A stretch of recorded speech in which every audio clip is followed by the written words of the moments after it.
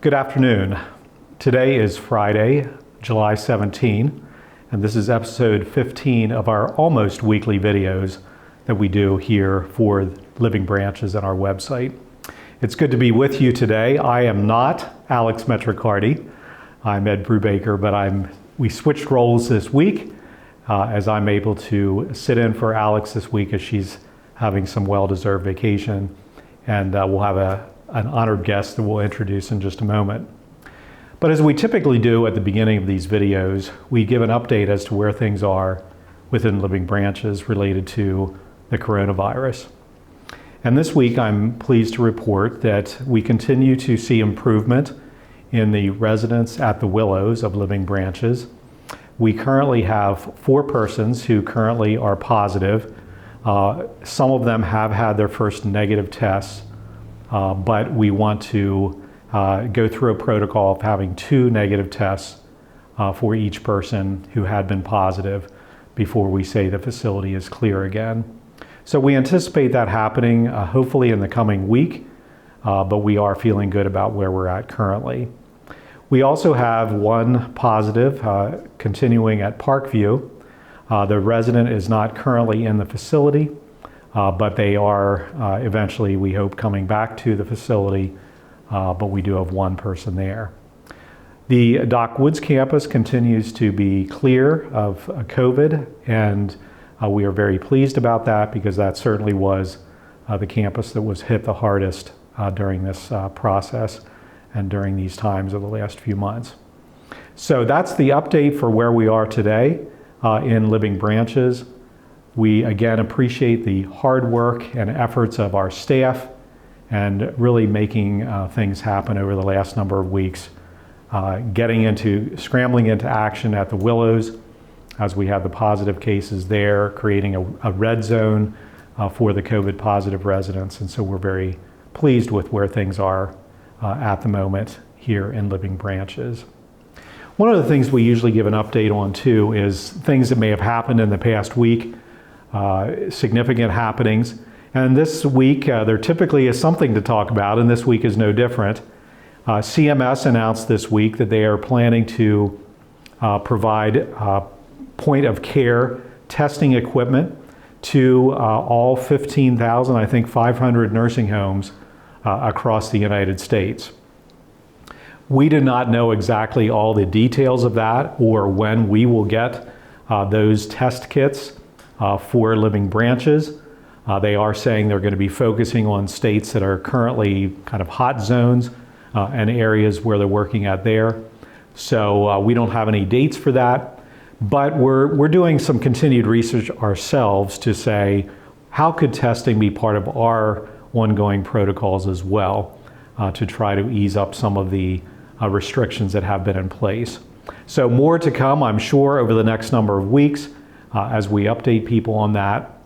But that was the big story on Action News this week to hear what's happening coming out from CMS. So we look forward to providing updates on that over these next weeks. Well, today we are very pleased to have a special guest today with us. The honored guest we have here today, Dr. Daniel Haymowitz. Just a regular guest. Just a regular guest, okay. Just a regular, very humble guest, Dr. Daniel Haymowitz. He is our medical director for Living Branches, and Dan, it's very good to have you here today. You've been here, what? Is it 3 or 4 or 5 years? Yeah. Time just it goes so quickly, it's amazing. But certainly you came to us after our previous medical director, Dr. Paul Moyer, had retired, and it's been great getting to know you over these last few years. And you are a person who is focused on medical direction. I believe you do follow some patients as well, but one of the things that attracted us to you was your focus on being a medical director as well and really focusing on that. And so I'd like you to just give some updates for people. A lot of people don't know who you are, and just talk about your background and your experience. And you want me to talk about me? From? Yeah, in like 30 seconds or less. I'll try, okay. No, I'm actually honored to be here. I went to college at Penn State. I went to medical school at Jefferson Medical College in Philadelphia, and I did my internship and residency at Thomas Jefferson University Hospital in internal medicine. I didn't actually realize there was a geriatric specialty, so I went back home, I was born and raised in Levittown, and I just found my place in nursing homes. So I've been very active in my community, and actually I've expanded to do things both state and nationally for long-term care, medical direction. And when this happened 4 or 5 years ago, Dr. Moyer, who's been a good friend of mine for many years, like one of the original geriatrician in Bucks County, and I got my boards in geriatrics about 4 years when I came back home. And he said, "Oh, you'll love it. You'll love it at Living Branches. It's great." And for those of you who recall Dr. Moyer, he's usually right, and he was right again. And it's been terrific working with everybody here. Yeah, great.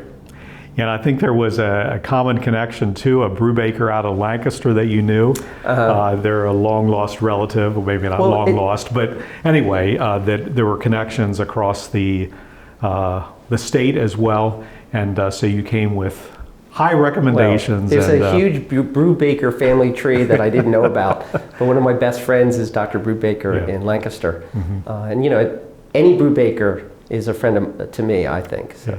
Great. Well, it's great to have you here today and talk a little bit about the pandemic and what we've been going through. And so that's what we want to focus on today and get some of your perspective as a medical director for us, but also your perspectives in the industry. I know you're involved with AMDA and PAMDA and many other organizations too. And so you really do come with a wide variety of experience and a good background, which has been very helpful to us. But as we think about this pandemic that we're going through now, many times when people would talk about pandemic, they were referring to the 1918 flu. And I know we're both getting older, but neither of us would have been through that.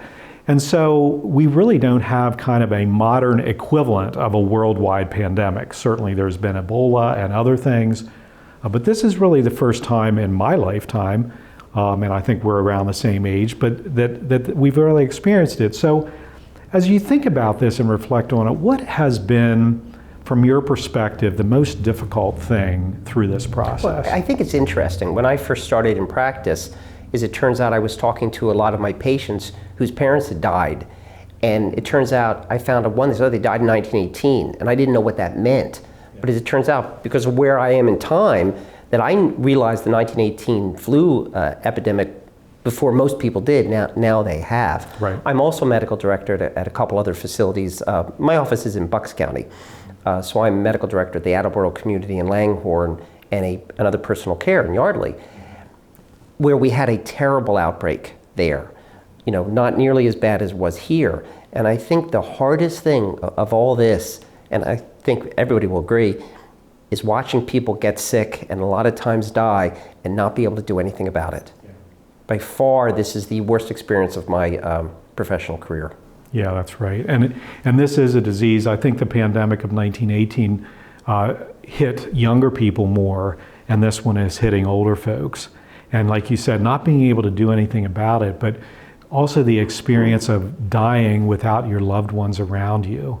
And I know that's been something that any number of people have talked to me about. It's very difficult. Agreed, a terrible, terrible thing. Yeah. Not just that the family's not around, because this is almost as hard on the families as it is on the residents, but even like when they die, that you can't, go to church.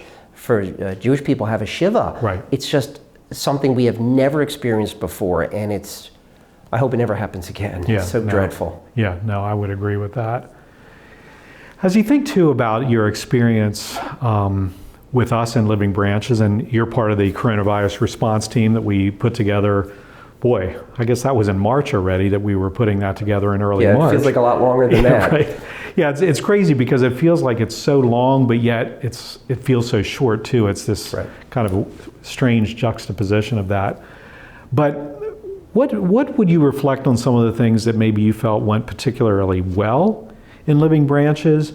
And as you reflect too, what are some things maybe that you say, wow, I wish we could have done that a little bit better? Well, I hope it's not sounding self-serving, but I'll tell you my honest answer is me as a person. I'm very detail-oriented and obsessively plan. And as it turns out, who knew, that some of the administration in Living Branches feels the same way. I feel like, and that's not the norm to obsessively plan. So I think First, I was thrilled to be involved as part of the coronavirus response team and as administration. And I think that planning, I always sit there, I have notes, I have plans. That's not what the usual person does. And I think, and I mean this honestly, has been a really, really good thing to get to work with all the teams, very collaborative, all the members of the team, and be able to plan ahead. I mean, we've learned things. Now, I didn't know, I was thinking about this, because we spent a lot of time, a lot of hours doing this. So I asked my wife, what do you think could have been done better? And her answer was not to spend so much time obsessively planning and spending so many hours on phone calls. So I don't see what we could have done better, because a lot of this is, like, if you go retrospectively and say, well, knowing what we knew now, could we have done things different? Well, sure, but you didn't know that at the time. So I don't think you can go back and say, one example is masks. If we knew now, I think many more people, if not everybody, would have worn masks. We didn't know that. I think in general, one of the tones that we've been striking with the coronavirus response team is an overabundance of caution. So I think we went to many things ahead of time. But I don't think going back, knowing what we did, what could we have done different? I don't know what you think, but I don't see what we could have done. Well, yeah, and you're right too. We were learning a lot along the way, and I hear that sometimes on the news. It's like, well, Dr. Fauci, well, he was saying this back in March, well, and saying something different in April. Well, the bottom line is we're learning, and we were particularly early on. We were learning new things by the hour sometimes and by the day. I remember one time you and I were talking at 11:30 one night on a Saturday night about some of these things. And so we were constantly learning, and even the intensity of that I have seen has changed on the coronavirus response team too over the last few weeks, because we now have things and plans in place and things that we were dealing with at the beginning, but it was crunch time. And I completely agree. I think looking back, and you look at the media, is that the focus initially was on hospitals, because they just didn't realize that really it would have been a focus on nursing homes. And then if you look what we learned, we had spent weeks or months talking about skilled nursing, healthcare, when it turns out probably a bigger problem was personal care. Yeah. We just didn't know that. Yeah. And I think too, and I think how everybody looks at it here, it's not a political thing. And I think we do and we should remove any kind of politics. I think what we've tried to do is look at the science, which is the best evidence, and in all cases try to do the right thing, try to prevent illness and save lives. And we've struck that tone from the beginning, I think. Yeah, that's right. And I remember early on too, I read an article in the Inquirer about Dr. Josh Wee, and so you had a connection with him and we were able to talk to him on the phone. Dr. Wright from Canterbury out of Richmond, Virginia, and you were making connections. And so the thing that I found with you too is, with being a medical director who have contacts all over the country, you're talking to Dr. Wasserman of California and the physician president of PAMDA, Dave Nace. Yeah, Dave in Pittsburgh, Dr. Nace. Who's president of AMDA. Right, now. of AMDA. Okay. Yeah. Oh, so he's AMDA now. Right, he's national president. Exactly. So all these different connections that we could learn from. And I think Dr. Wee was the one that early on talked about the cohorting ideas and segmenting residents and that kind of thing. And so did Dr. Wright in Virginia. Yeah, exactly. I'm very self-deprecating. I like to accept blame and give praise to other people. It's just my leadership style. But I'm like a moderate-sized fish in a small pool of geriatricians who are very active in medical direction. One of the nice things about COVID is a lot of medical directors around the country have really stepped up to the plate. So I'm like a connector, and I know lots of people. Right. And it's sort of like being at Living Branches is, I don't know if I necessarily feel like I'm that smart, but I shine in their reflected brilliance, right? So, present company included. So I just know lots of people. Yeah, and when I find somebody I like, I say hello, I make a joke, I get their cell phone number. So it's really great, I think, if we can do this. And I think that stepping up to the plate and I've always believed in the concept of medical direction, which is involving the medical director as an important part of the administrative team. And not all places do that, and I mean this sincerely. To Living Branch's credit, they have done that. So I think there's lots of opportunities here as this progresses. Yeah, that's absolutely true. And I would observe sometimes, in fact, I had a friend of mine who was asked to be a medical director, and it was in a different state, and it was kind of like, well, we'll pay you $1,000 a month to come in and sign some papers, and we need to have a medical director. So it's kind of like this idea of we're going to meet the ruling and the expectation under the law that we have a medical director. And I guess I'm of the mindset of, if we're going to have a medical director and we're going to pay them, we want to get value out of it too, but also see them as an integral part of the process as well, as opposed to, oh, we can check that box to say, hey, we got that covered. You know, it makes you laugh, because I don't know if you remember, you actually saw my 1950s style office, which was my dad's office. That's right. And one of the things I like is, as I've said, my wife, again, hates when I say this, is money doesn't mean anything to me. And she hates that. But to me, more important is what you can do is being a good medical director. Because what you talked about is, unfortunately, the standard in a lot of places. The doctors, because it's a requirement in nursing homes to have a medical director, they come in to attend meetings, sign papers, and admit patients. And I think there is so much more that an involved medical director can do. So I just feel like, and again, I think that's the philosophy of Living Branches, which is you want to do the right thing for the right reason, you know? And I think that a good medical director, along with a good administrator, a good director of nursing, you know, accepts responsibility, follows through, and, you know, communicates well with people, does the right thing, looks to other people if there's a best practice. So there's all kinds of reasons that I think an involved medical director can help. And I feel like I try, you know, I try my best. Yeah, no, that's very true. No, I agree.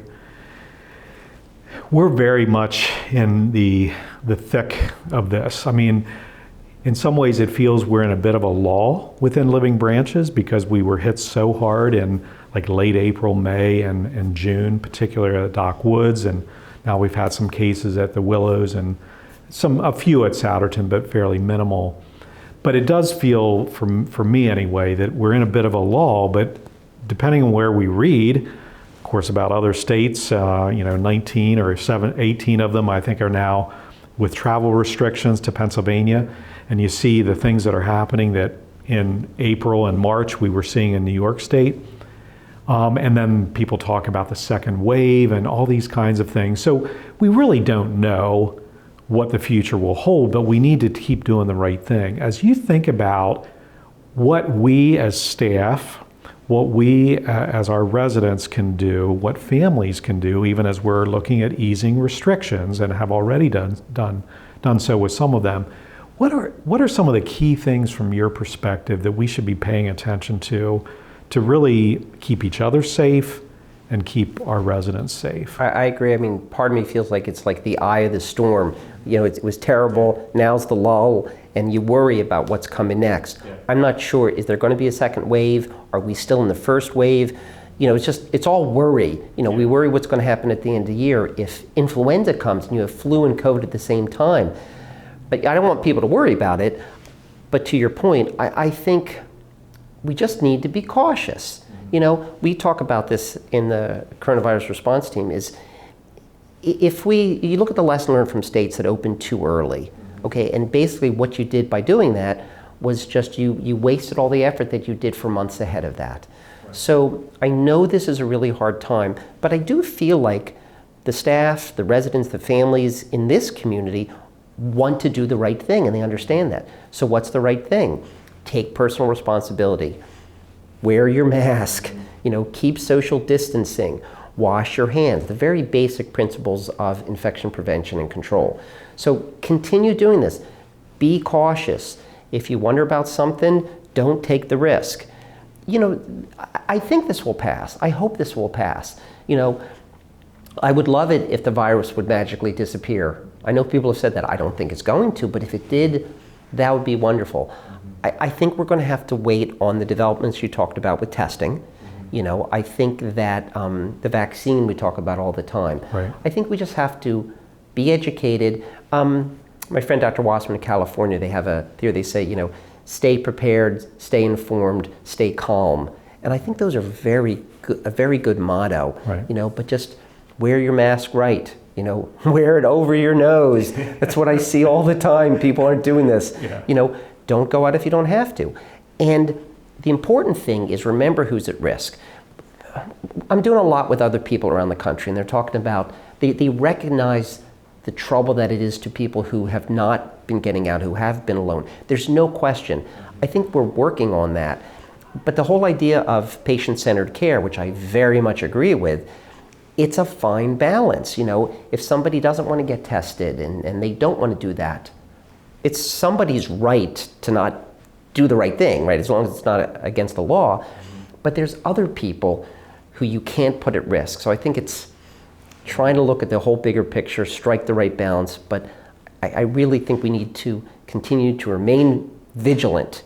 Mm-hmm. Yeah, no, I agree. And the whole, you touched on the mask thing, if you will, and part of me says, why should we even have to call it a thing? Let's just do it. I mean, somebody said, if we introduce seatbelt legislation today, people would probably scream about that too. But they do. Like with motorcycles, people strike about wearing a helmet. Yeah, exactly. Now, in that particular case, it's probably more risk. The person not wearing the helmet is probably more at risk than them doing something to someone else.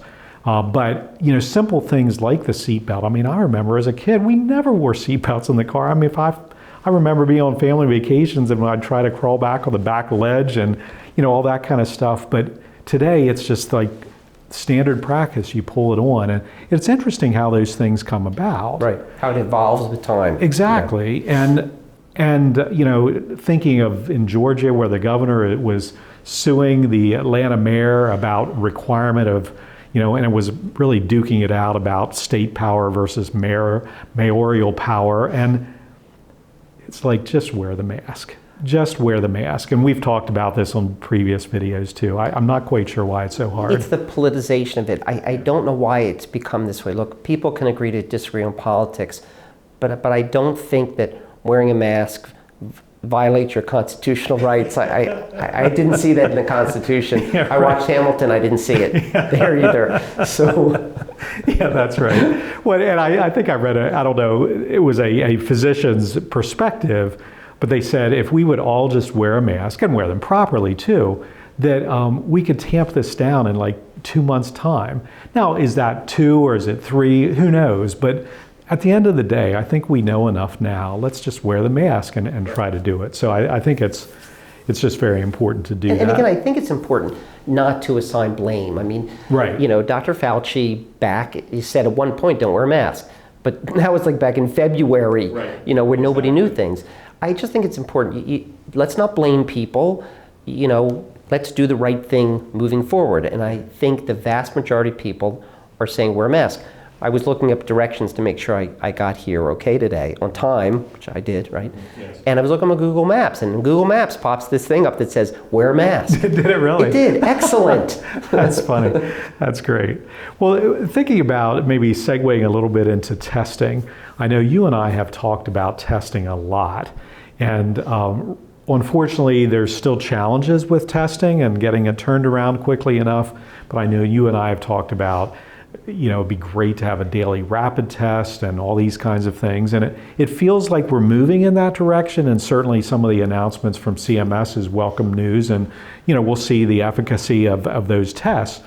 But can you talk a little bit about how you see the potential of good on-site testing, that we're not there yet, but how that could be part of our way to kind of ease restrictions and manage this pandemic? Right. I mean, we've talked about this from the very beginning. The whole goal of what we're doing is to keep somebody who hasn't had COVID from getting COVID, period. That's the issue, And I think we've learned now, we kept families out, we were in lockdown, but many places still got COVID. So who that was, couldn't be anywhere else, was from people coming into the buildings, right? So if you think that is where the danger lurks, I think it's become very clear that the risk of that becomes greater with the more COVID you have in the community. So the more COVID you have in the community, the more likely is that somebody come into the building. So ideal would be a test that you could get, okay, I'm just telling my utopia, is sort of like these finger sticks that they do for blood sugars, but I don't like the idea of getting hit by a needle. I just, I'd rather do something over the skin if you could do that, right? You have the skin, boom, it does the test right then and there, and it tells you whether you have COVID or not. Again, you know all these things. The trouble with COVID has been the large number of people who don't have any symptoms. So if you have somebody who doesn't have symptoms, they don't know that. You do the screening, but that only gets the people who have symptoms. So ideal world, somebody comes in, you can check them in there, not just staff, anybody who visits, which includes family. Now, I'm not saying that you can't have family. I think there's subtleties that you have to tease out of this. For example, best case scenario, you have a resident who's had COVID and is recovered. You have a family member who's had COVID and is recovered. Let's talk about absolutely ideal. Both have an antibody test, and people are unsure of where the antibody tests come in. Both have antibodies, which means they've had COVID, they're immune, they're not infectious. Well, if you could figure that out, in theory, they could visit. Right. So I think that is the challenge, because what happens now is you have regulations. You may know this, people from like the higher ups in the Department of Health have an edict, and they say, thou must do this, and without any direction how to do it. Right. That has happened, yes. I'll tell you. So what you do is, if you can tease out these subtleties of it, which a lot of people are working at, because what would happen is, they call it phase regression. You go from like, you're in phase 1, you're phase 2, you're 3, you get one positive test, which could be negative, and it moves everybody back to the beginning. Yeah. So I think everybody's working really hard on this to try to take everybody's different priorities into account, and how do you do the right thing while not putting people at risk, at greater risk. Yeah, that's right. And with the testing too, I was doing a little bit of research today, and we have a person that does some project research for us here in Living Branches, and so I'm working with her to do some of the research too, but was looking at some of the things today about the rapid tests that we're supposedly getting from CMS. And it was very interesting to watch that you could get results back fairly quickly, and just thinking about how that could be somewhat of a game changer, even for families and other people. It would be logistically challenging, and I'm not even sure how much the equipment costs at this point, but honestly, if it's worth the dollars, in my opinion, unless it's just astronomically priced, to help us create a way of being able to live with COVID. I completely agree. And so, right. It's kind of exciting to see what's out there, and I have enough faith in the scientists and persons in technology working at this stuff. It may not be there, but I believe we'll continue to move there, and so it's kind of exciting actually to see what the possibilities are. Agreed. I mean, right now what I've read about it is these tests, you get results in 15 minutes, which still, right now our screening is you get your temperature beep, and then you can move in. So you'd have to wait 15 minutes still. So what, you have to have a COVID pending 15 minutes. It just, How much is it going to cost? How accurate is it? But it is, I agree with you. We've talked about point of care. You've talked about it, I know, for months now. So I agree, it's exciting. The devil's in the details. Let's see how it works, Yeah. So I agree. Yeah, very true.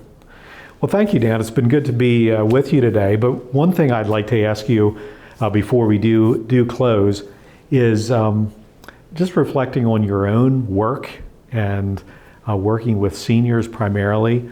What is it that makes you passionate about the work you do and passionate about serving seniors?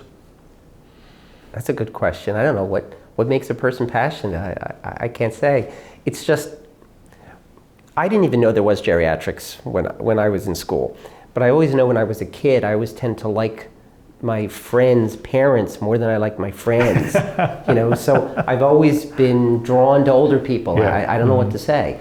And I've always been what they call like a self-starter. I've been very highly motivated. And I don't know. I mean, I've always loved the elderly. And when I went into practice, when I went back home after my residency, it started when my dad had like 4 patients in nursing homes, 2 in one, 2 in another. And like within a year, it built up to 100, because like taking care of residents in facilities just suits my talents, So I've been able to do, this isn't about me. I know it's not about me, but I've been able to do so much more than I ever dreamed of. I've gone to national conferences. I'm one of the country's experts on physician care in assisted living. the reason is because there aren't very many. So, I could say I wrote the book on assisted living. Well, I did. I wrote a book chapter on assisted living, because I feel like, you can look at this different ways.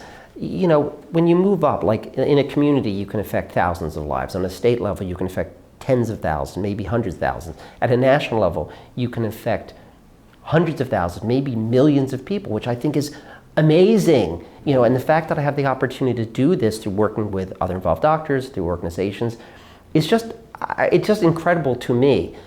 But I always think too, is there that big a difference between that, working on a national level, writing a book, versus taking care of supporting one family, when someone is at the end of life and you are supporting their wife through the end, is that necessarily any less important? I mean, there's a lot of really good, important, wonderful things that one can do in geriatrics. And I know you can tell that people can tell right away, I'm so enthusiastic about it, because I just think I don't know how I lucked into making such a terrific life choice. I go talk to students, I talk to residents, I say, look, long-term care is the greatest job for a physician. So, why am I passionate about this? I don't know, but it's been like one of the best decisions I've ever, I couldn't ask for a better profession, in my opinion. Yeah, no, that's great. That's wonderful. Thank you. You asked. Thanks for sharing. Yeah, it's also interesting. You can feel young too when you're in this role as well for quite a while, even when others might look at you as old. I'll never forget. I mean, and I'm my upper 50s now, but this was when I was probably in my late 30s, early 40s, probably early 40s.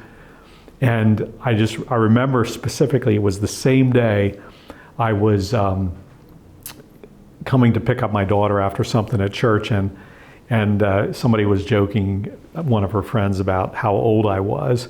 But earlier that day, someone where I work here at Living Branches, Doc Woods at that point, commented about how young I was. Yeah. And so it's just perspective, right? Well, it is perspective. When you look at geriatrics, they've always teach us, in geriatrics, young is 65 to 75, middle age is 75 to 85, and old is over 85. So to me, when I get a patient who's in their 50s, I'm like, you're a spring chicken. My dad always liked that when I said, when he was like 84, I'd say, you're middle aged. He's like, oh, that's great. But you're absolutely right. It's all perspective. Yeah, that's right.